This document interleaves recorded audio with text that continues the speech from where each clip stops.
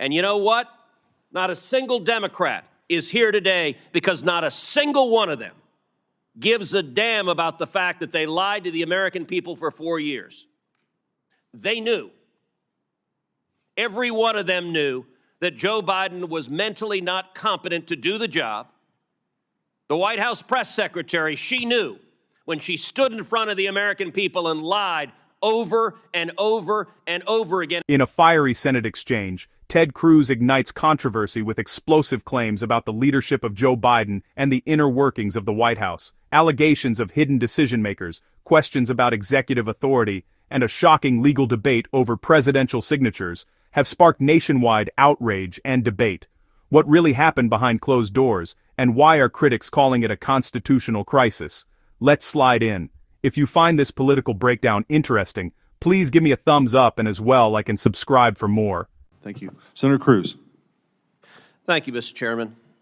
The Biden administration may go down in history as the most brazen constitutional fraud in American history.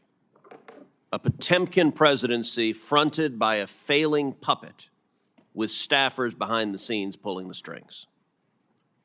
This is not political hyperbole.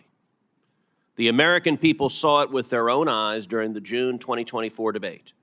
Numerous times, Biden stood frozen behind the podium, mouth agape, eyes frozen and unblinking. When he did speak, his words were confused and disjointed. I said that night, this is the most consequential presidential debate in history because it will result in one of the two candidates being removed from the ballot.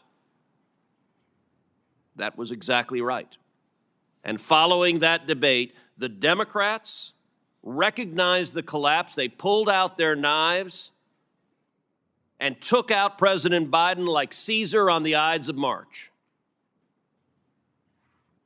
For all of their strutting about, protesting that they support democracy, not a one of them gave a damn about democracy when they pulled Biden off the ballot and dropped Kamala Harris in without a single Democrat primary voter voting for him. And you know what? Not a single Democrat is here today because not a single one of them gives a damn about the fact that they lied to the American people for 4 years. They knew.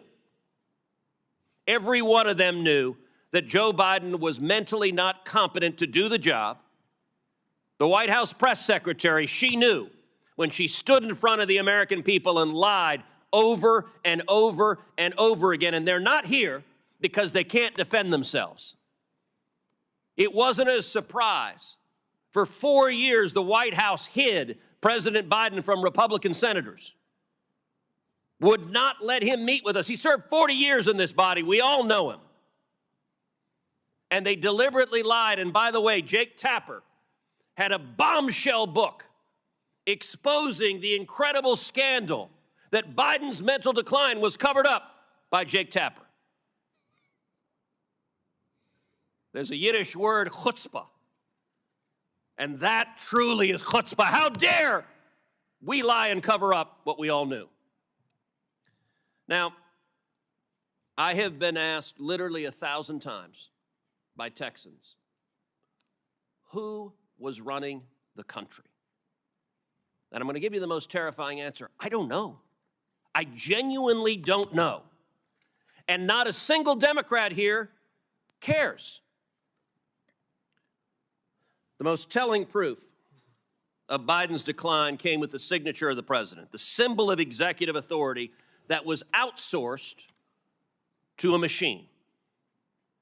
Mr. Wold, you're a lawyer who served in the White House counsel's office. You understand the gravity of presidential action. Does the president's signature carry legal and constitutional weight under Article 2? Yes.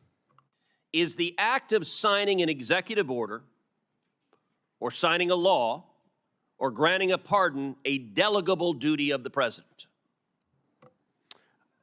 So in that opinion in 2005 from OLC, they said essentially that an auto pen could be used by a subordinate, but the president's determination as to sign the document can never be delegated. Can that authority be transferred to a staffer or a machine without the president's explicit authorization? Never. And if you look at the statistics are stunning. In 2021, President Biden issued 78 executive orders. None were signed with an auto pen. That first year of the presidency, Biden, I suppose, was relatively lucid, and 78 executive orders he signed by hand. The second year, however, we see the auto pen emerge. The first auto pen executive order was issued on July 15th, 2022. After that day, 100% of the executive orders issued in 2022 were signed by an auto pen. In 2023, Biden issued 24 executive orders. 16 were auto-penned. In 2024, Biden issued 19.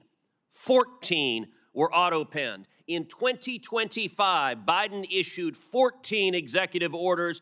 Every single one was auto-penned.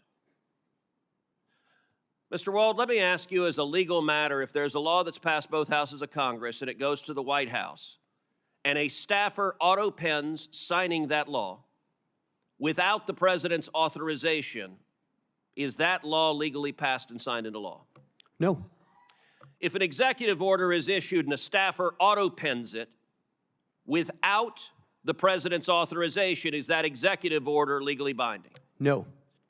And if a pardon is issued from the President of the United States and a staffer auto-pens it without the president's authorization, is that pardon legally binding? No. Under the Biden White House, the ceremonial song, Hail to the Chief, was effectively replaced with Hail to the Pen. And it was an outright assault on democracy. And every reporter covering this ought to ask, why doesn't a Democrat care? We heard about the moral responsibilities of a staffer. How about an elected senator who knows damn well that if we get into a war and Iran is preparing to fire a nuclear weapon at the United States, that the commander-in-chief is busy playing with his Jell-O and is not competent to defend ourselves, and every member of the cabinet, the chief of staff, the press secretary, and the members of Congress who lied about this on a daily basis with the press's complicity, they are all responsible for subverting democracy. Senator Cornyn.